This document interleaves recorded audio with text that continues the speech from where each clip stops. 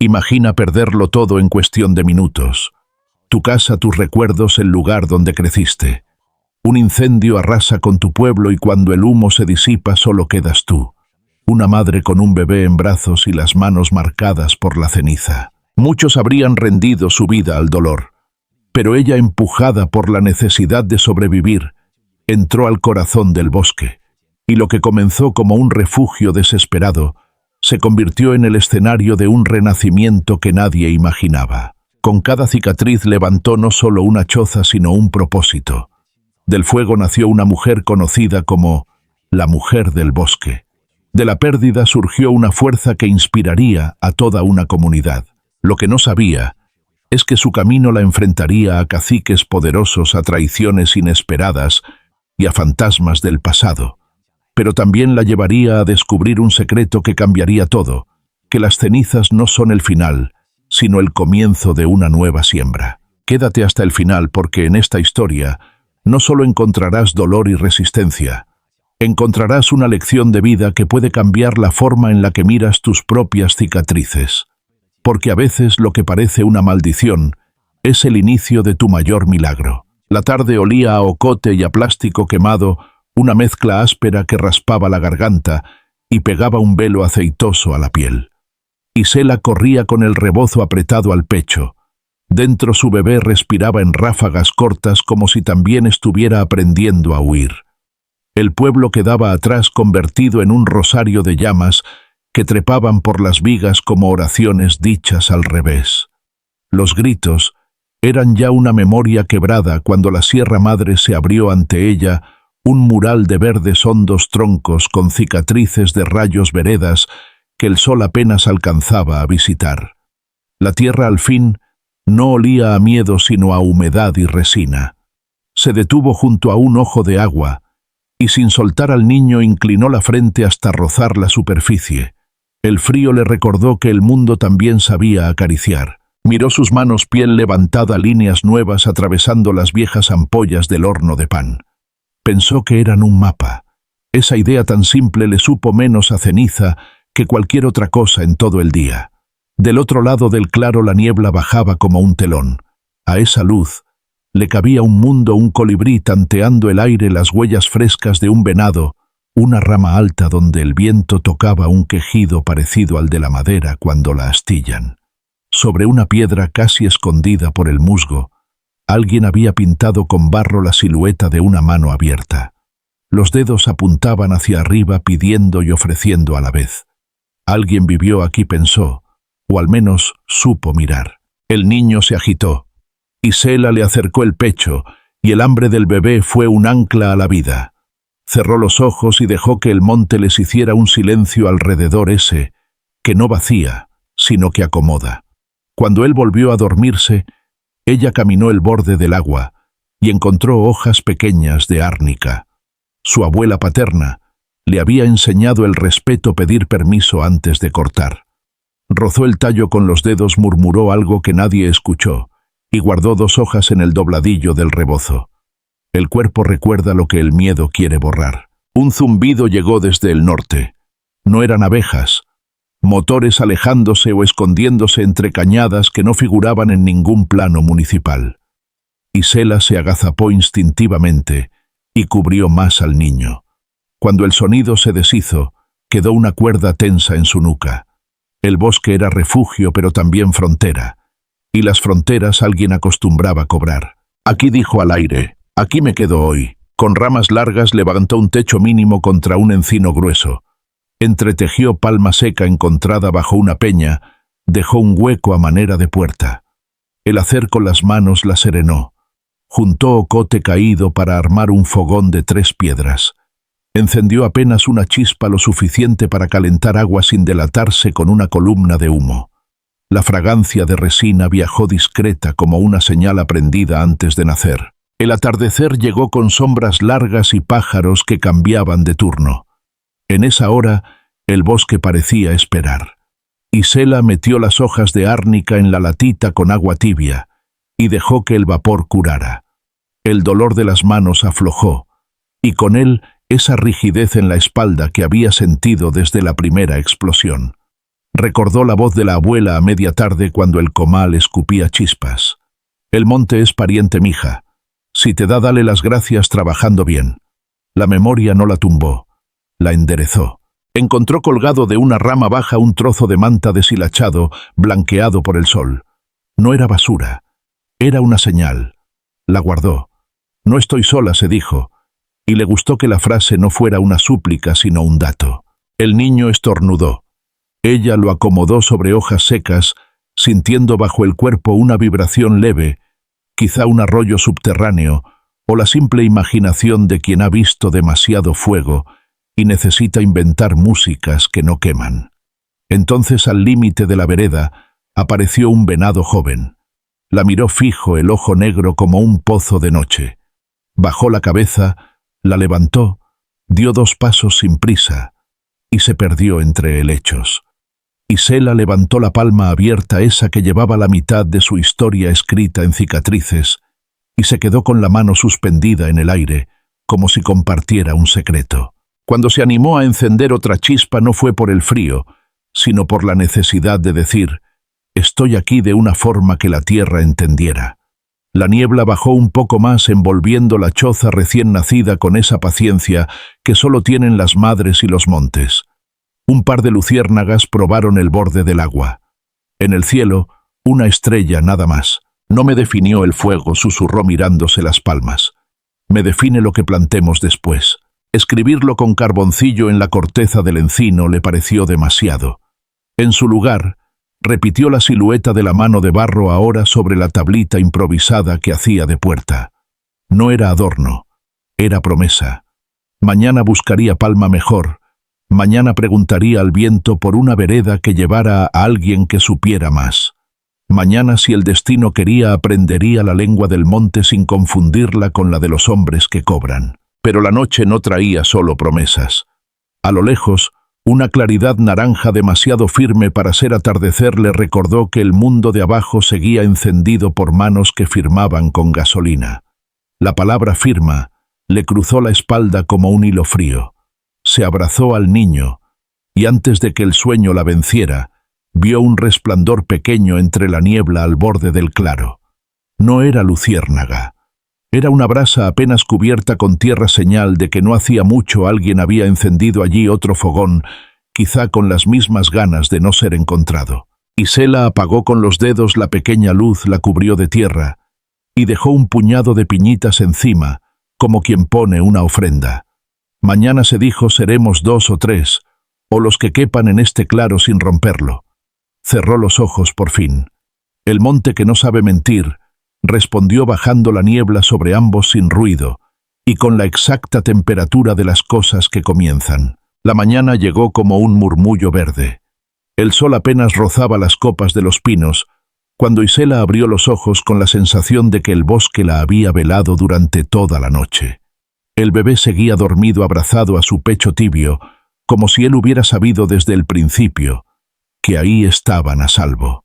El aire olía a resina fresca y a tierra húmeda, y por primera vez en mucho tiempo no olía a humo. Se incorporó lentamente con las manos adoloridas pero firmes. Las cicatrices recientes la punzaban al cerrarlas, recordándole lo que había dejado atrás. No eran heridas bonitas, pero eran las que la habían traído hasta allí. Las miró con cierta rabia, pero también con un respeto nuevo. Esas manos rotas y torpes habían sabido cargar un hijo, encender un fogón, construir un techo. Esas manos podían aprender. Caminó hasta el ojo de agua.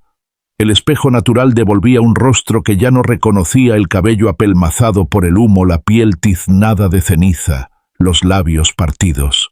No era la mujer que hacía pan en la casa de adobe, no era la hija de los panaderos ni la muchacha que un día soñó con un futuro en pareja. Era otra, y esa otra todavía no tenía nombre. A lo lejos, un martilleo hueco la hizo detenerse. No eran motores esta vez, sino golpes de hacha repetidos y sordos resonando entre cañadas. Se quedó en silencio, aguzando el oído. No estaban cerca, pero tampoco demasiado lejos. El monte siempre avisa, recordó las palabras de su abuela. Aquellos golpes eran aviso de algo más grande. Volvió al refugio improvisado y se puso a juntar ramas secas. Decidió ampliar la choza no por ambición, sino por pura necesidad. El niño no podía seguir durmiendo sobre hojas húmedas. Con piedras planas marcó el contorno de lo que sería su pequeño espacio y se sorprendió a sí misma tarareando mientras trabajaba. Era un canto viejo de molienda que su madre solía entonar cuando amasaban pan. La voz salió quebrada, pero el eco la sostuvo. De pronto un crujido distinto más humano llegó desde el borde de la vereda. Se giró con rapidez, tomando un palo largo como defensa. Entre la niebla apareció una silueta encorvada con un morral colgando y un bastón adornado con cintas de colores deslavados. La anciana caminaba despacio, pero con un aplomo que imponía respeto. Sus ojos oscuros y brillantes parecían ver más allá de la niebla misma. «No levantes el palo, muchacha», dijo la voz ronca pero firme. «Si quisiera hacerte daño ya estaría hecho». Isela bajó lentamente la improvisada lanza, pero no del todo. El instinto aún la gobernaba. «¿Quién es usted?», preguntó con la voz tensa. La anciana sonrió mostrando apenas un diente de oro. «Soy Tomasa. Camino los montes desde antes que tú nacieras. Vi tu humo anoche. El bosque me lo contó». Isela tragó saliva. «Yo solo busco un lugar donde nadie nos encuentre». La anciana la miró con una calma extraña. «El que huye siempre se encuentra a sí mismo. Y el monte, si lo escuchas, te enseña a vivir». Se acercó sin pedir permiso, observó al bebé dormido en el rebozo y asintió como si confirmara un presagio. Luego sacó de su morral un manojo de hierbas envueltas en un lienzo y se lo tendió a Isela. «Árnica y resina. Te van a servir para esas manos. Pero antes de curar, escucha. Si curas sin escuchar, hieres. Si escuchas, el bosque responde». Isela dudó, pero tomó las hierbas. La voz de la anciana tenía la misma gravedad que los rezos de su abuela. «¿Por qué ayudarme?», preguntó desconfiada. Tomasa alzó la vista hacia los árboles. «Porque este monte necesita guardianes nuevos. Y a veces los guardianes llegan con cicatrices». El silencio se alargó. El bebé suspiró en sueños, y un rayo de sol se filtró entre los encinos, iluminando las hojas de árnica en la mano de Isela. Ella sintió que en ese instante algo se anudaba, el miedo de ayer y la posibilidad de mañana. La anciana le dio la espalda y comenzó a caminar hacia la vereda, pero antes de perderse entre la niebla, volvió la cabeza. «Mañana regreso. Si decides aprender, prende un fuego pequeño. El humo sabrá guiarme». Cuando desapareció, Isela quedó inmóvil un largo rato con el corazón golpeándole en el pecho. No sabía si confiar o huir otra vez, pero cuando se miró las manos llenas de cortes y cicatrices, entendió que ya no podía seguir escapando. Tal vez había llegado el momento de escuchar. La noche cayó con un manto más denso que el anterior. El canto de los grillos se entremezclaba con un viento frío que bajaba desde las cumbres y hacía que el fogón chisporroteara en pequeños estallidos. Isela, sentada junto al fuego, molía con una piedra improvisada las hojas de árnica que Tomasa le había dado. El olor verde áspero y medicinal impregnó el aire, y mientras lo hacía pensaba en lo que aquella anciana le había dicho: «Si curas sin escuchar, hieres». Esa frase le daba vueltas como un rezo. El bebé se removió en el rebozo. Ella lo arrulló suavemente mirándolo dormir y le habló en voz baja como si confesara un secreto. «No sé si podremos quedarnos, Tiago. No sé si este bosque nos quiere. Pero al menos aquí el fuego no me alcanza». Cuando el niño volvió a calmarse, Isela se aplicó la pasta de árnica sobre las manos. El ardor inicial la hizo apretar los dientes, pero luego llegó una tibieza que se expandió por las cicatrices. Cerró los ojos. No era solo un ungüento, era una caricia del monte, un recordatorio de que la sanación no es inmediata, sino lenta y profunda. Al amanecer, un humo delgado se alzó desde su fogón. Ella no pensó en señales, solo en calentar agua. Pero cuando el sol comenzó a teñir de oro las montañas, una sombra familiar apareció en la vereda. Era Tomasa, tal como había prometido. Caminaba despacio, pero su presencia llenaba el claro, como si siempre hubiera sido parte de él. «Bien hecho, muchacha», dijo mirando la choza improvisada. «El monte ya te adoptó». Isela no respondió. El instinto todavía le aconsejaba prudencia, aunque la figura de aquella anciana le recordaba a su propia abuela. «Hoy aprenderás a escuchar», continuó Tomasa, sacando de su morral unas ramas de resina y un puñado de flores amarillas. «Cada planta tiene un canto. Si lo ignoras, se convierte en veneno». Isela arqueó una ceja. «¿Cómo voy a escuchar algo que no habla?». Tomasa se rió áspera como la corteza de un encino. «No hables de más. Mira, toca, huele. Esa es su voz». Juntas caminaron por la orilla del ojo de agua. Tomasa le mostró la raíz de una planta de hojas lanceoladas. «Esta es para la fiebre, pero si la arrancas de golpe amarga y enferma. Pide primero, agradece después». Isela la imitó con torpeza, acariciando el tallo y susurrando apenas. No sabía si lo hacía bien, pero cuando tomó la raíz el aire pareció más liviano, como si un pacto invisible se hubiera cerrado. «Eso», dijo Tomasa. «Ya diste el primer paso». Isela guardó la raíz en un pequeño costalito y por primera vez en muchos días sintió una chispa de orgullo. El bebé balbuceó como respondiendo a la escena y la anciana lo miró con un brillo suave en los ojos. «Él crecerá entre estas montañas. Aprenderá a leer el dolor y la esperanza en la corteza de los árboles. No lo veas como carga, sino como misión». Isela bajó la mirada al niño y lo apretó contra sí. La palabra misión resonó en su interior. Nunca había pensado en la maternidad como algo distinto a un peso, una lucha solitaria.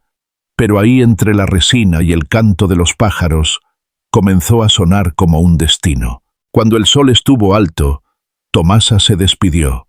«Seguirás sola por un tiempo. Yo vuelvo cuando el humo me llame. Pero recuerda, el bosque no te debe nada. Si te da, dale gracias trabajando bien». Isela la miró perderse entre los árboles y sintió que el claro ya no estaba vacío. Tenía un eco, un latido compartido. Regresó a su choza y preparó un ungüento con la raíz recién recolectada. No sabía aún para quién lo usaría, pero en su interior brotó una certeza: tarde o temprano alguien llegaría buscando cura. Y así ocurrió. 3 días después, un pastor joven apareció con el tobillo hinchado, cojeando entre las piedras. Dijo que había seguido el humo de su fogón. Isela lo miró con recelo, pero el muchacho se quitó el sombrero con respeto. «Me dijeron que aquí vive una mujer que sabe curar». Isela dudó. No quería ser descubierta, no quería voces que la señalaran. Pero sus manos, las mismas que habían recogido la raíz, se movieron solas. Preparó el ungüento y lo aplicó con cuidado sobre el tobillo del pastor. El muchacho suspiró de alivio. «Gracias, mujer del bosque», dijo él, improvisando un nombre que se le quedó pegado. Isela sintió un estremecimiento. Aún no se sabía digna de ese título, pero no lo corrigió. En silencio lo aceptó, como quien acepta una semilla todavía pequeña, pero con promesa de crecer. El rumor del pastor se extendió más rápido que el viento entre los cerros. A la semana 2 caminantes llegaron buscando la mujer del bosque que curaba con plantas y rezos bajos. Traían cortes en los brazos y la piel irritada por la hiedra. Isela dudó otra vez, pero la mirada confiada de los hombres la obligó a quedarse. Preparó cataplasmas con árnica y resina, y cuando las aplicó el ardor de ellos cedió en segundos. No hubo pago en monedas.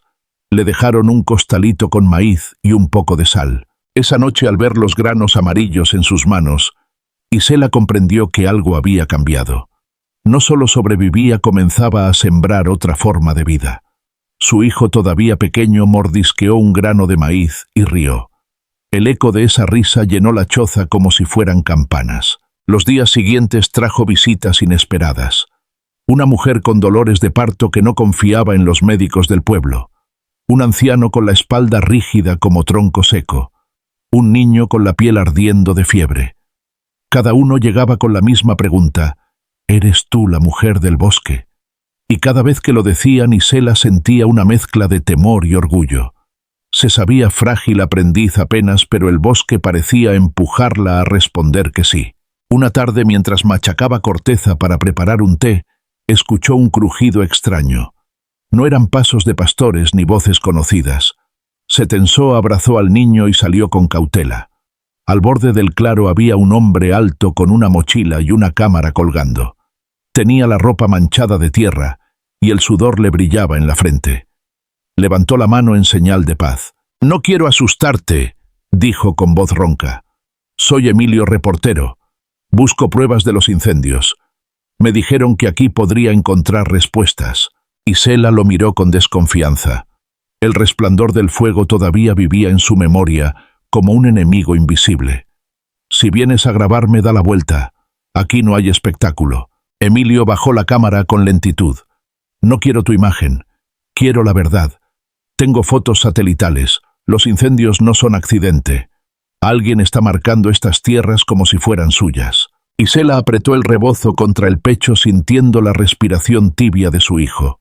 «¿Y de qué sirve saberlo? Nadie me devolverá lo que quemaron». El periodista dio un paso al frente con una chispa de insistencia en los ojos. «Sirve para que no lo vuelvan a hacer. Si callamos mañana, otro pueblo arderá». El silencio se extendió entre ellos pesado, como el humo que se niega a desaparecer. El bosque mismo parecía escuchar. Finalmente Isela bajó la mirada a sus manos cicatrizadas y murmuró: «Yo solo quiero proteger a mi hijo». «Y yo quiero que él crezca en un bosque vivo», respondió Emilio. «Necesito tu ayuda. Tú tienes legitimidad, yo tengo datos. Juntos podemos detenerlos». Isela no contestó de inmediato. Sus ojos buscaron la piedra con la silueta de la mano roja. El símbolo le recordó que estaba aquí no por casualidad, sino porque había sobrevivido para algo más grande. Aún así no estaba lista para ceder. «Si decides quedarte», dijo finalmente, «no me grabes sin permiso. El bosque es primero». Emilio asintió guardando la cámara. «Entonces empecemos escuchando al bosque». En ese instante, un trueno seco resonó a lo lejos. No era tormenta. Eran explosiones de dinamita usada para abrir brechas ilegales. Ambos se miraron con el mismo sobresalto. El peligro no era recuerdo, se acercaba. Los días que siguieron fueron una mezcla de trabajo y desvelo. Emilio, con sus botas desgastadas y libretas llenas de anotaciones, se quedó en el claro para observar. Isela no estaba segura de confiar en él, pero la forma en que escuchaba sin interrumpir le recordaba a las enseñanzas de Tomasa: primero escucha, luego toca. Así que lo toleró. Tiago, que ya balbuceaba palabras sueltas, miraba fascinado la cámara de Emilio. El periodista se la mostró como si fuera un tesoro. «Mira, pequeño, aquí atrapamos la luz», le dijo. El niño reía cada vez que la lente brillaba. Isela observaba la escena con cautela. «No lo acostumbres a cosas que no pueda tener», dijo medio en broma, medio en serio. «Quizá algún día él sea quien cuente la historia», respondió Emilio con serenidad. La mujer del bosque no replicó, pero esas palabras se le quedaron clavadas como semilla. Una tarde, cuando el sol caía tras los cerros, apareció de nuevo Tomasa. Llegó con su morral lleno de raíces y una calma que parecía intocable. Saludó a Emilio con un vistazo breve y se centró en Isela. «Ya no estás sola», dijo como constatando un hecho. «El monte te ha dado aliados». Emilio inclinó la cabeza en señal de respeto. «He venido a destapar lo que ocurre, pero entiendo que aquí mi voz no basta. Necesito la de ustedes». Tomasa sonrió con ironía. La palabra del forastero no se siembra fácil. La de ella, en cambio, ya germina en los pies que llegan buscando remedio. Isela bajó la mirada. Aceptar su nuevo lugar le resultaba difícil. «Yo solo sé hacer ungüentos», dijo en voz baja. «Y por eso mismo», replicó Tomasa. «El que cura sin pedir nada a cambio siempre se convierte en raíz». Esa misma noche, mientras compartían tortillas duras y frijoles que un caminante había dejado en agradecimiento, escucharon ruidos en el bosque. No eran pasos tímidos ni voces de vecinos. Eran pisadas pesadas acompañadas por el tintinear metálico de armas. Emilio se puso de pie de inmediato. «Van a acercarse. No podemos quedarnos». Isela apretó a Tiago contra el pecho, el miedo recorriéndole los huesos. «¿Quiénes son?» «Los de la camioneta blanca», respondió Tomasa con voz grave. «Siempre llegan de noche, siempre dejan miedo». Se ocultaron en silencio, apagando el fogón con tierra. Desde la oscuridad vieron cómo 3 hombres rondaban el claro. Uno dejó caer un costal frente a la choza y escupió en el suelo. Cuando se marcharon, el eco de sus risas quedó flotando entre los árboles. Isela, temblando, se acercó al costal. Lo abrió con manos inseguras, estaba lleno de ceniza. Encima un papel arrugado con letras torpes. «No te metas». La rabia le quemó más que el miedo. Emilio recogió el papel y lo guardó en su libreta. «Es una advertencia de Rocha», dijo, «pero también es prueba». Isela respiró hondo mirando a su hijo dormido. Recordó la voz de Tomasa: «Si curas, sin escuchar hieres», y entendió que no podía vivir curando solo cuerpos si callaba mientras herían al bosque entero. «Entonces escucharemos», murmuró, «y también responderemos». El viento agitó las ramas del encino, como si el monte aprobara la decisión. A la mañana siguiente, el claro amaneció con un aire distinto, como si la noche anterior hubiera dejado cicatrices en los árboles. El costal de ceniza aún estaba allí, recordándoles que alguien los vigilaba. Isela lo enterró bajo piedras como quien entierra un mal augurio. Luego, con manos firmes, comenzó a trabajar, molió hierbas, hirvió resina y amasó pomadas. Necesitaba moverse porque si se detenía el miedo crecía como maleza. Emilio observaba en silencio tomando notas. Finalmente dijo: «Conozco el nombre detrás de esto. Galdino Rocha, empresario maderero. Tiene concesiones en media sierra y compra voluntades con dinero. Pero ya lo descubrimos, los incendios siguen un patrón». Isela lo miró incrédula. «¿Quieres decir que el fuego que quemó mi pueblo no fue accidente?» Emilio sacó unas fotografías arrugadas tomadas desde satélite. Eran manchas rojas que formaban un mapa siniestro. «Fue intencional. Marcaron tu tierra como si fuera mercancía». Isela apretó los labios, la rabia desbordándose. «Quemaron la casa de mis padres, su horno de pan, y a nosotros nos dejaron solo ceniza». Emilio asintió con gravedad. «Por eso vine. Pero mi voz sola no basta. Necesito la tuya, la de quienes confían en ti». Las palabras le dolieron como una responsabilidad que no había pedido. Ella quería esconderse, proteger a Tiago, sobrevivir en silencio. Pero también sabía que los pasos de los enfermos, los pastores y las mujeres que ya acudían a ella significaban algo, la estaban viendo como más que una curandera improvisada. Esa misma tarde llegaron Rosa y su hija Nayeli, con un tarro de miel. Rosa tenía los ojos cansados, la piel tostada por el sol. «Nos dijeron que aquí ayudas con remedios». La niña se rasca mucho los brazos, la colmena la picó feo. Isela atendió a Nayeli aplicando ungüento de árnica con movimientos suaves. La niña se calmó de inmediato. Rosa, agradecida, dejó el tarro de miel. «Si quieres podemos traer más. Las abejas nos dan bastante, pero los intermediarios pagan poco». Emilio, que escuchaba de cerca, interrumpió con entusiasmo. «Podrían venderla juntas como parte de algo más grande. Una cooperativa». Isela lo miró con desconfianza. «Yo no sé de negocios. Apenas estoy aprendiendo a vivir aquí». Rosa sonrió sosteniendo la mano de su hija. «Entonces aprendemos todas. Nadie se salva sola». Esas palabras encendieron algo nuevo en Isela. Recordó a Tomasa diciendo que el bosque necesitaba guardianes.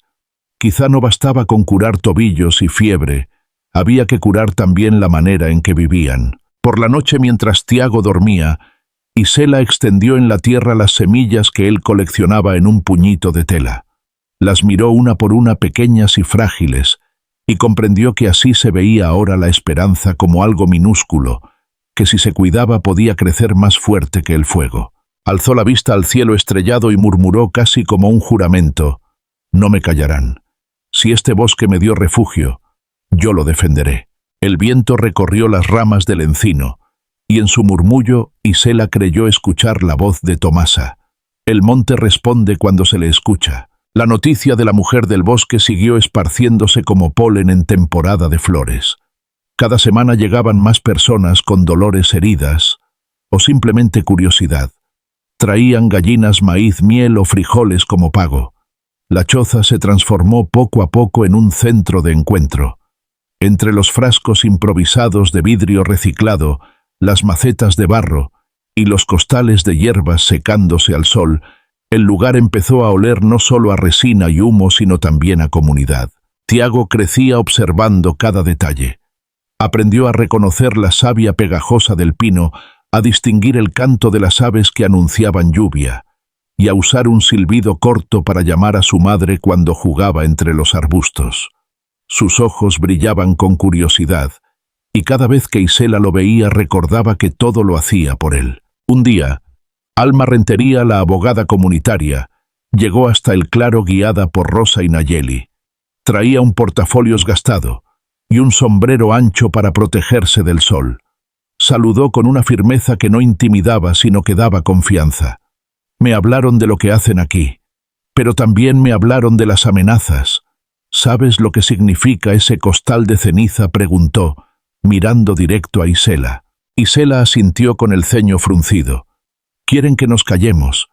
Exacto, dijo Alma. Pero el silencio nunca protege.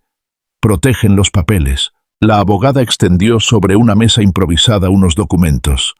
Aquí se puede pelear por la tierra, por el agua, incluso por el bosque entero.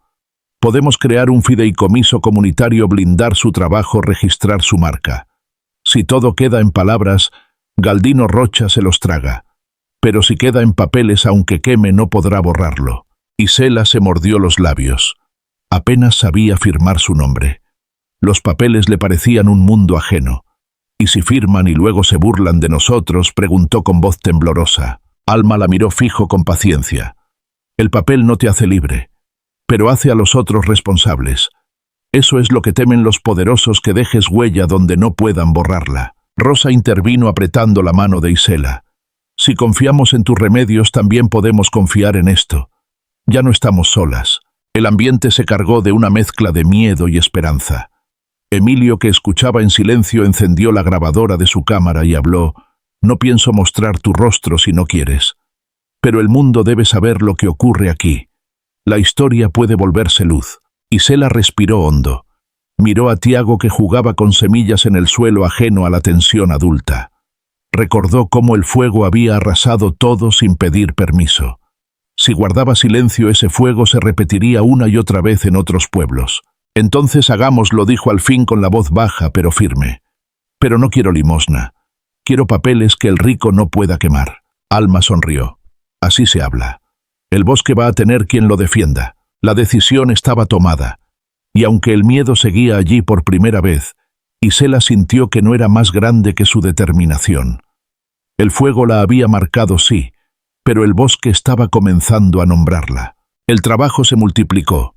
Bajo la guía de Alma comenzaron a organizar reuniones en el claro. Llegaban mujeres con rebozos deshilachados, pastores, con la piel curtida por el sol, jóvenes que nunca habían hablado en público. Al principio, todos murmuraban temerosos de las represalias, pero poco a poco las voces se fueron alzando. Isela, que antes apenas se atrevía a levantar la mirada, se convirtió en un eje silencioso.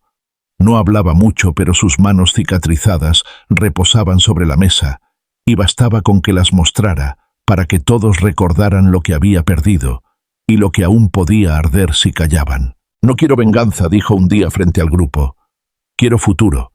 Si vendemos el bosque, ¿con qué curamos mañana? Las palabras quedaron flotando firmes y varios asintieron en silencio. Fue la primera vez que se permitió hablar en público sin temblar. Mientras tanto, Emilio documentaba todos los testimonios, los costales de ceniza dejados como amenaza, los mapas de tala clandestina que Mateo, el guardabosques, conseguía con riesgo. Una noche Mateo llegó con el rostro pálido y un dron viejo en las manos. Lo encontré tirado cerca de una vereda, explicó. Tiene grabaciones, imágenes de los camiones cargados de troncos. Tiago, con su curiosidad infantil, fue el primero en encenderlo. En la pantalla parpadeante aparecieron filas de pinos cortados, hombres armados y las camionetas blancas. El silencio en la choza fue total. Esa prueba no solo mostraba devastación, mostraba la mano de Galdino Rocha. «Esto es suficiente para llevarlos ante un juez», dijo Alma ajustándose los lentes. «O para ponernos en la mira», añadió Mateo con la voz baja. Isela miró a su hijo, que no entendía del todo lo que estaba viendo. Sus pequeños dedos señalaban la pantalla como si fueran dibujos. «Mamá, ¿por qué cortan los árboles si todavía respiran?». El silencio se quebró en el pecho de todos. Isela acarició la cabeza del niño y respondió con un nudo en la garganta. «Porque no escuchan, hijo. Porque creen que la vida se compra y se vende». Tiago, con la inocencia que no pide permiso, murmuró: «Yo quiero que el bosque siga hablando». Esa frase dicha como un suspiro infantil se convirtió en lema. Todos la repitieron más tarde en la primera asamblea formal. Esa misma noche, un grupo de hombres llegó a quemar el secadero de plantas. Las llamas se alzaron rápidas devorando el esfuerzo de meses. Isela corrió con Tiago en brazos gritando mientras otros intentaban apagar el fuego con cubetas de agua. El humo era sofocante, un eco del incendio que la había dejado sin hogar. Cuando el fuego se apagó solo quedaron cenizas. Isela se desplomó con la cara tiznada y las lágrimas mezcladas con hollín. «No puedo más», susurró. Tomasa, que había llegado entre la confusión, se inclinó y le tomó el rostro con firmeza. «Sí puedes, muchacha. El fuego no te derrotó la primera vez, tampoco lo hará ahora. Mira tus manos, cada cicatriz es memoria, y la memoria es raíz». Isela alzó las manos ennegrecidas, y entre la desesperación nació un gesto nuevo. Apretó los puños no para rendirse, sino para levantarse. «Nos quemaron otra vez», dijo con voz quebrada. «Pero ahora no estoy sola». La comunidad en silencio entendió que esa noche no había destruido un proyecto, había encendido una lucha. El amanecer después del sabotaje trajo un silencio extraño, como si el bosque también guardara luto. Las cenizas aún humeaban en el secadero destruido. Las mujeres se reunieron alrededor de Isela, algunas con lágrimas, otras con rabia. Nadie sabía qué hacer. Fue Tiago, con la inocencia de sus 10 años, quien rompió la quietud.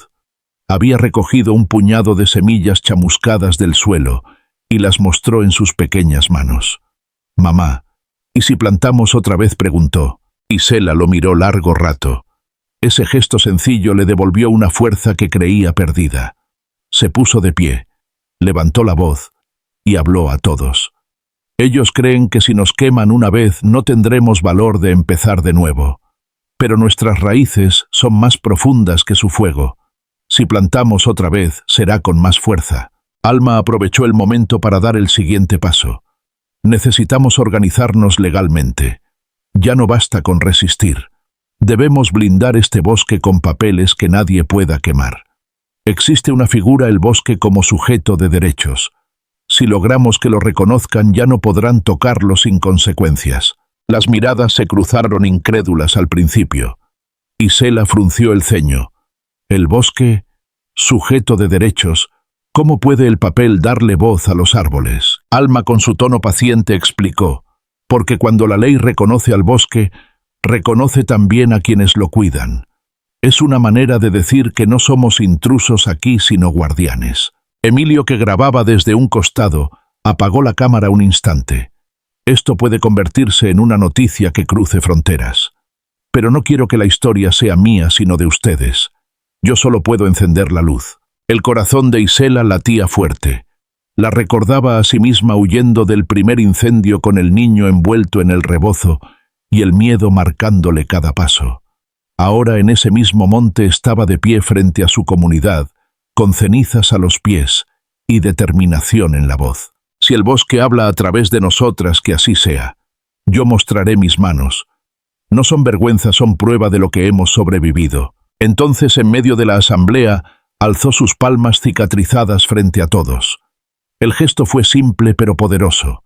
Nadie necesitó más palabras. Todos entendieron que aquellas cicatrices no solo contaban la historia de Isela, sino la de un pueblo entero que había ardido y quería renacer. La abogada asentía. Emilio grababa, y Tiago, con los ojos brillantes, murmuró como si rezara: «Si el bosque muere, ¿dónde vamos a llorar?». Un silencio reverente cubrió el claro. La frase del niño quedó suspendida como un mandato. Desde ese momento la lucha ya no fue solo de Isela, se volvió de todos. Esa noche, en lugar de apagarse el fuego que habían querido usar contra ellos, encendió una llama distinta, la de la organización. Y mientras el humo se disipaba, el bosque parecía respirar más hondo, como si supiera que sus guardianes finalmente habían despertado. El movimiento tomó forma con una rapidez inesperada. En menos de una semana la gente ya no llegaba solo por ungüentos o cataplasmas, sino para unirse a la causa.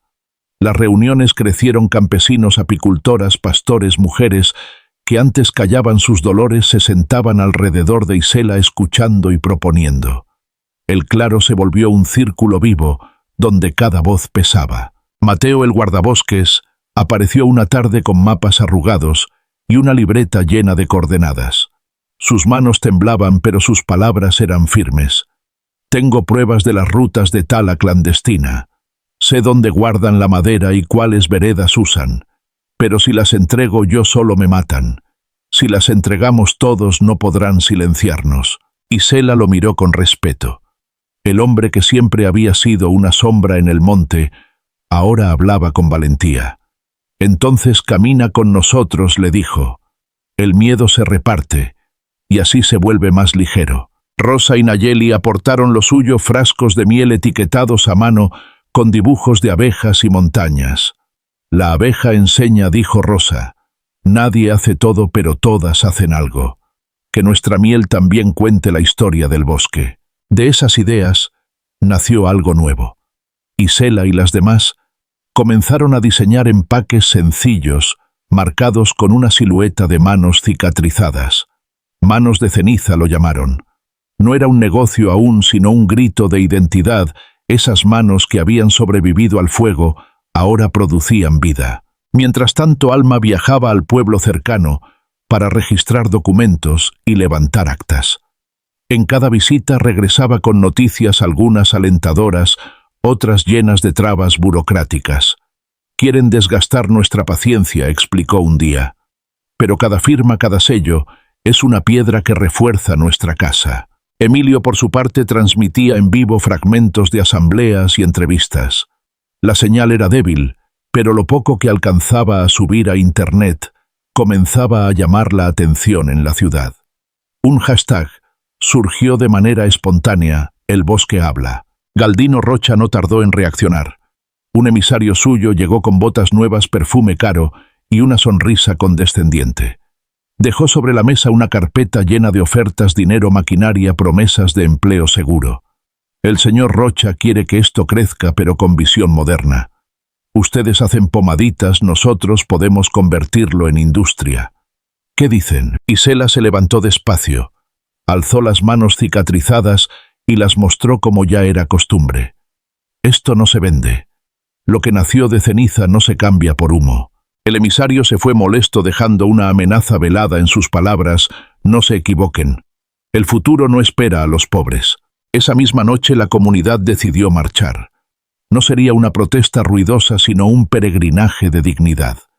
Cada mujer, cada hombre, cada niño llevaría en las manos un frasco de pomada, una botella de miel, una rama de pino.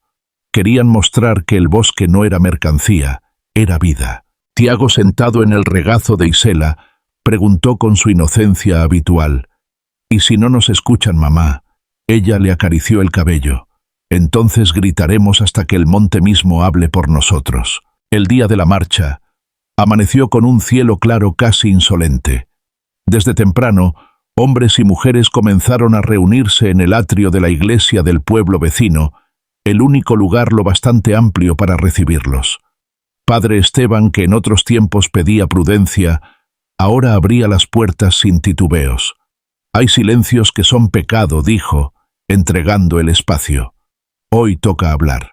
Isela llegó con Tiago de la mano, el rebozo extendido como estandarte. En él había bordado con hilos toscos pero firmes la silueta de unas manos abiertas, cicatrizadas, el emblema de su lucha. A su lado, Rosa y Nayeli cargaban frascos de miel con etiquetas hechas a mano. Mateo llevaba los mapas de tala y Alma, con su portafolios, traía el andamiaje legal. Emilio grababa discretamente, cuidando que las cámaras mostraran a la comunidad y no solo a Isela. La consigna era clara. El bosque habla en todos, no en uno solo. Cuando la marcha avanzó hacia la capital estatal, el aire se llenó de cantos y murmullos. No eran gritos violentos, sino frases repetidas con fuerza. El bosque respira, nosotros también. Si cortan la raíz, muere el futuro. Tiago caminaba serio, con un frasco de pomada en la mano. Al llegar a la plaza principal, la multitud se congregó frente al edificio del tribunal. El juez, un hombre de traje gris, salió con expresión incómoda, preparado para escuchar. Fue entonces cuando Tiago inesperadamente pidió hablar. Alma dudó, pero Isela lo dejó avanzar. El niño subió a una pequeña tarima improvisada, y sostuvo el frasco hacia el aire. «Mi mamá huele a pino cuando llora», dijo con voz temblorosa pero clara. «Si el bosque muere, ¿dónde vamos a llorar nosotros?». El silencio que siguió fue tan denso que ni los pájaros se atrevieron a cantar. El juez conmovido pidió que se registrara todo en actas. Por primera vez, la figura de El Bosque como sujeto de derechos fue admitida en un tribunal local. La noticia corrió como fuego, pero esta vez era un fuego que iluminaba. Los periódicos, las radios y hasta noticieros nacionales replicaron la frase del niño. El bosque habla se volvió tendencia. Galdino Rocha, furioso, intentó desacreditar a la comunidad, llamándolos ignorantes manipulados. Pero Mateo presentó las pruebas del dron Alma, los documentos legales, y Emilio transmitió en vivo cada detalle. La máscara de impunidad del empresario comenzó a resquebrajarse. Esa noche de regreso en el claro, la comunidad encendió un fuego distinto. No era para cocinar ni para espantar al frío, era un fuego de celebración. Isela se sentó frente a las llamas con Tiago dormido en su regazo y miró sus manos cicatrizadas brillar a la luz. «No me definió el incendio», murmuró con lágrimas contenidas. «Me define lo que sembramos después». El bosque respondió con un crujido suave de ramas como un aplauso antiguo. Y en ese instante supo que la lucha apenas comenzaba, pero ya no tenía miedo. Tenía raíz, tenía voz y tenía un pueblo despierto. Las semanas siguientes fueron una mezcla de cansancio y júbilo. La noticia de que un tribunal había reconocido al bosque como sujeto de derechos se esparció por los pueblos serranos como agua en temporada de lluvia. Gente de veredas lejanas comenzó a llegar con historias similares, tala clandestina, incendios provocados, amenazas veladas. El claro de Isela se volvió un centro de encuentro y resistencia. La cooperativa tomó forma. Bajo el nombre Manos de Ceniza, empezaron a organizar la producción: pomadas de resina y árnica, jabones con miel de altura, tés de corteza. Nayeli, con apenas 16 años, dibujó los primeros diseños de etiquetas. Rosa insistió en incluir en cada frasco una breve historia. Este ungüento fue hecho por manos que sobrevivieron al fuego. Cada compra ayuda a proteger el bosque. Emilio propuso abrir un pequeño sitio en Internet para vender los productos. Alma gestionó un registro legal de la marca. Mateo se ofreció como guía para quienes querían visitar el monte y aprender de forma respetuosa. Lo que comenzó como supervivencia se convertía en una red sólida, diversa y con propósito. Galdino Rocha, sin embargo, no se quedó quieto. A través de abogados caros intentó frenar el fideicomiso comunitario, acusando a Isela de usurpar saberes y de comerciar ilegalmente con plantas protegidas. La presión aumentó. Una tarde, 2 hombres armados interceptaron a Mateo en una vereda y le advirtieron que no todos los árboles valen la vida de tus hijos. Mateo llegó al claro con el rostro desencajado, dispuesto a retirarse. «No puedo arriesgar a mi familia», dijo con voz quebrada. Isela lo abrazó sin juzgarlo. «El miedo es parte del camino. Pero si te vas, recuerda que también tus hijos merecen un bosque vivo». Mateo bajó la cabeza indeciso. Al final se quedó. Y esa decisión reforzó la convicción de todos. Resistir no era fácil, pero era necesario. Días después, Galdino apareció en persona. Llegó en una camioneta negra con botas nuevas y perfume caro. Su sonrisa era la de un comerciante que se cree dueño del futuro. Se acercó a Isela con palabras suaves. «No tienes que sufrir, muchacha. Yo puedo comprarte la marca, darte una vida cómoda. Tu hijo crecerá sin carencias. Solo tienes que decir que sí». Isela lo miró a los ojos, levantando despacio sus manos cicatrizadas. «Me ofreces riqueza sin dignidad. Y eso es lo único que no pienso perder». Galdino soltó una carcajada seca, pero en sus ojos brillaba la rabia. «Te arrepentirás. El futuro no espera a los pobres». Cuando se marchó, el claro quedó en silencio. Todos miraron a Isela esperando su reacción. Ella respiró hondo y habló firme. «No queremos su futuro. Queremos el nuestro sembrado con respeto». Esa noche, frente al fuego, Tiago preguntó: «Mamá, ¿y si vuelven a quemar todo?». Isela lo abrazó fuerte, acariciando su cabello. «Entonces plantaremos otra vez, hijo.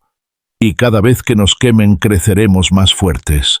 Porque no somos ceniza, somos raíz. El bosque, como confirmando sus palabras, dejó caer una llovizna suave que apagó el miedo y lavó las cenizas. La comunidad estaba encendida no por el fuego destructor, sino por la determinación. La marcha en la capital había despertado aliados inesperados, estudiantes universitarios que ofrecieron apoyo logístico, médicos que querían colaborar en el centro de sanación, incluso organizaciones de comercio, justo interesadas en los productos de manos de ceniza. Alma coordinaba reuniones legales cada semana. Explicaba con paciencia cómo funcionaban los fideicomisos, qué significaba tener denominación de origen, por qué cada firma era crucial. Traducía la ley en metáforas del monte. Una jurisprudencia es como la raíz de un pino. Si se hunde suficiente, ni el viento más fuerte lo tumba. Isela escuchaba con atención, aunque al principio las palabras le parecían ajenas. Poco a poco comenzó a participar, a preguntar, a exigir claridad. Y cuando hablaba su voz sencilla pesaba más que cualquier tecnicismo. Mientras tanto, Emilio decidió publicar un reportaje completo.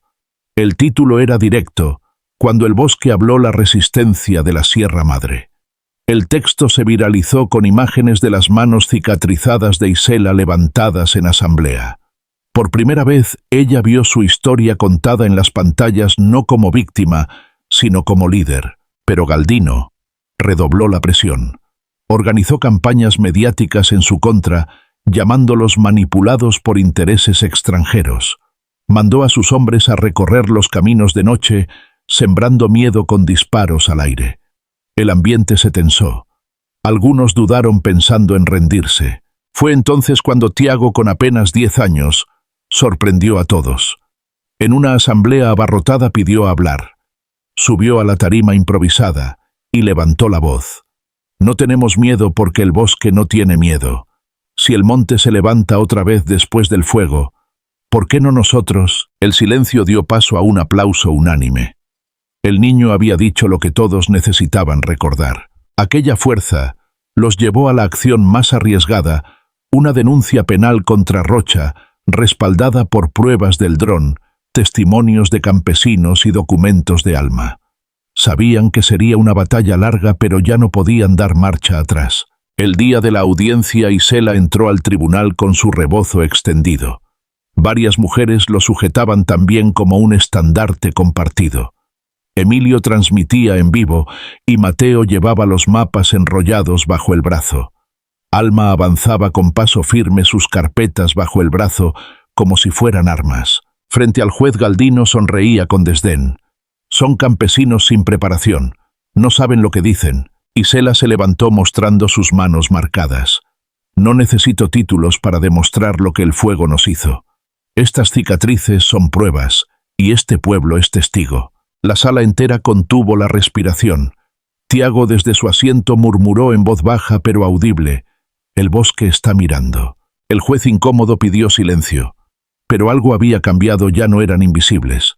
Esa noche, de regreso al claro, Isela miró el secadero reconstruido y entendió que su vida había dado un giro definitivo.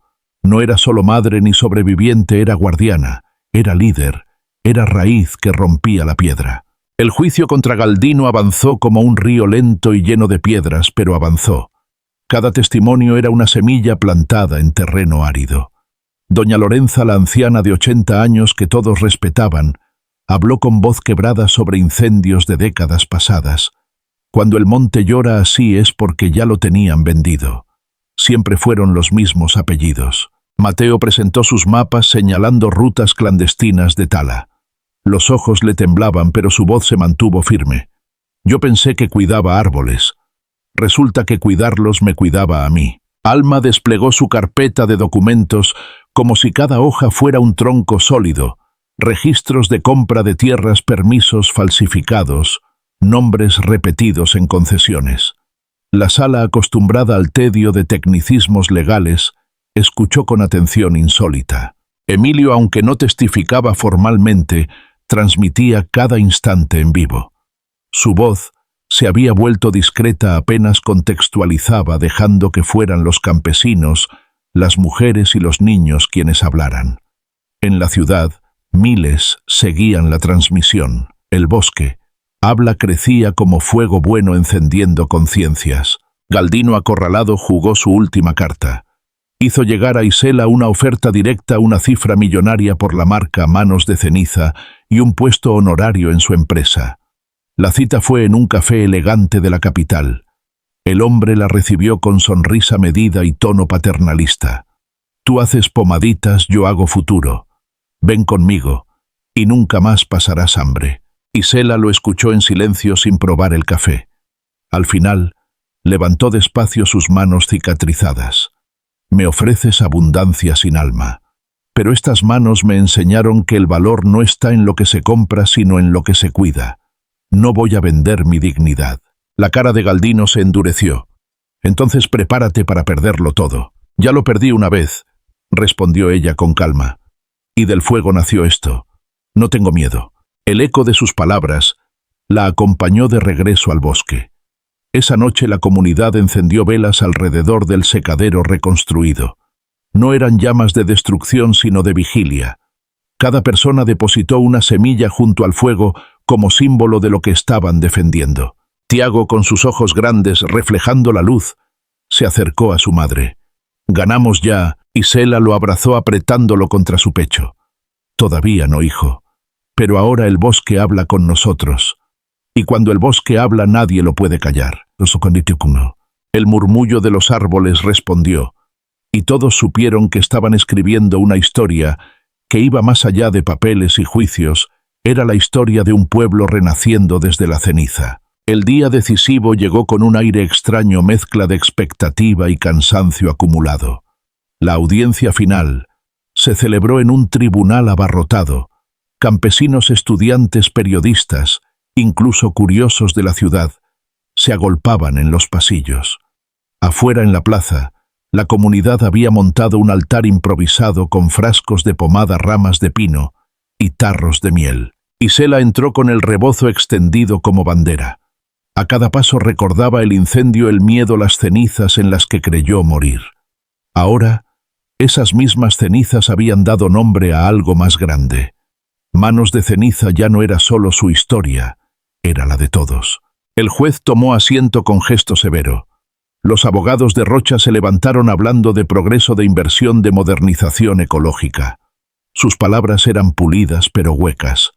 Cuando terminaron, el silencio pesó en la sala. Entonces Alma se puso de pie. Sus ojos brillaban con una mezcla de rabia y fe. Aquí no hablamos de papeles solamente. Hablamos de un bosque que respira, de comunidades que sobreviven de él, de niños que merecen heredar algo más que cenizas. Pidió a Tiago que subiera. Nadie lo esperaba, pero el juez lo permitió. El niño avanzó con pasos pequeños, apretando en las manos un frasco de pomada. Lo levantó hacia el aire y habló con la misma inocencia de siempre, pero con una fuerza que quebró la sala. Mi mamá huele a pino cuando llora. Si el bosque muere, ¿dónde vamos a llorar nosotros? La sala entera se quedó en silencio. El juez se quitó los lentes y suspiró. Minutos después, con voz solemne, declaró que el bosque sería protegido bajo tutela legal comunitaria. Además, ordenó una investigación penal contra Rocha y sus socios. Afuera la plaza estalló en aplausos y lágrimas. Emilio transmitía en vivo, pero esta vez sin narrar, dejó que el clamor de la gente fuera el relato. Mateo lloraba en silencio, Rosa y Nayeli repartían miel como si fuera vino de celebración, y Tomasa, con sus manos temblorosas, rezaba en voz baja. El monte respondió. Isela, de pie frente a todos, levantó sus palmas cicatrizadas hacia el cielo. El gesto, repetido tantas veces ahora, tenía un peso definitivo. Las cicatrices eran emblema, no vergüenza. No me definió el fuego, dijo con voz firme, clara, sostenida. Me define lo que sembramos después. Las palabras se propagaron como eco en la multitud. Era más que un triunfo legal, era la victoria de la dignidad sobre el miedo, de la raíz sobre la ceniza. Esa noche, ya de regreso en el bosque, la comunidad encendió una fogata enorme. Pero no para espantar ni para resistir. Era un fuego de celebración, un fuego propio. El humo subía recto hacia el cielo estrellado, limpio, sin amenaza. Isela miró a Tiago dormido en su regazo y supo que la historia aún no terminaba. La lucha seguiría, pero ahora tenían algo que nadie podía arrebatarles: la certeza de haber renacido del fuego. Y el bosque, en cada crujido de ramas, parecía decirles: aquí estoy, aquí seguimos. Con la victoria legal, la vida en el claro cambió para siempre. Lo que había nacido como un refugio improvisado se transformó en un centro vivo de esperanza. Manos de Ceniza creció como semilla bien regada. Cada pomada llevaba una etiqueta con un código que contaba la historia del bosque. Cada frasco de miel salía con la frase: nacida de raíz, no de ceniza. Los productos comenzaron a viajar a ferias regionales y, gracias a Emilio, a plataformas en línea que alcanzaban clientes en ciudades lejanas. La comunidad decidió construir junto al secadero un centro de sanación y oficios del monte. Allí enseñaban herbolaria, apicultura, elaboración de jabones y pomadas. También había talleres de bordado donde las mujeres bordaban manos cicatrizadas en telas que luego se vendían como símbolo de resistencia. El lugar se llenaba de aromas: copal encendido, resina tibia, miel fresca. Tiago, ya más grande, ayudaba a guiar a visitantes en pequeñas caminatas espirituales. Aprendió a contar la historia del incendio y del renacimiento con palabras simples pero tan profundas que conmovían a quienes lo escuchaban. El bosque habla si sabes poner el oído en el tronco, decía a los niños de la ciudad, que lo seguían maravillados. Y cuando lloras, él también te abraza. Mateo se convirtió en guía oficial del turismo regenerativo. Con paciencia llevaba a grupos reducidos a reforestar zonas dañadas, explicando cómo cada árbol nuevo era un acto de justicia. Rosa y Nayeli lideraban la línea de miel certificada con denominación de origen. Alma continuaba asesorando, logrando que el fideicomiso comunitario sirviera como modelo replicable en otras regiones. Y en medio de todo, Isela, la mujer del bosque, permanecía como raíz. Ya no hablaba con timidez. Sus palabras eran cortas, certeras, como semillas que encontraban tierra fértil en cada corazón. Sus manos cicatrizadas, que antes escondía, ahora eran el logo de toda una marca, estampadas en empaques, murales y hasta en pancartas de nuevas luchas ambientales. Una tarde, durante la inauguración oficial del Centro de Sanación, Isela se paró frente a su comunidad y visitantes. Con el humo del copal elevándose y las montañas como testigos, levantó otra vez sus manos. Sobrevivimos al fuego, pero no para vivir del miedo. Sobrevivimos para sembrar futuro. Y ese futuro no es mío ni de uno solo, es de todos. El aplauso fue largo, vibrante, como un trueno de vida. Emilio, con la cámara en alto, no enfocó solo a Isela, sino a cada rostro emocionado, a cada niño corriendo entre los árboles, a cada anciana con lágrimas en los ojos. Supo que la historia no pertenecía a un nombre, sino a un pueblo entero que había decidido hablar. Cuando el sol se escondió y la primera estrella apareció, Tiago se acercó a su madre. «Mamá, ya somos ricos». Isela sonrió acariciando su cabello. «Sí, hijo, pero no de dinero. Somos ricos porque tenemos raíz, voz y dignidad». El niño asintió satisfecho. Y en el murmullo de la Sierra Madre, el bosque respondió con un crujido suave, como si aplaudiera el renacer de sus guardianes.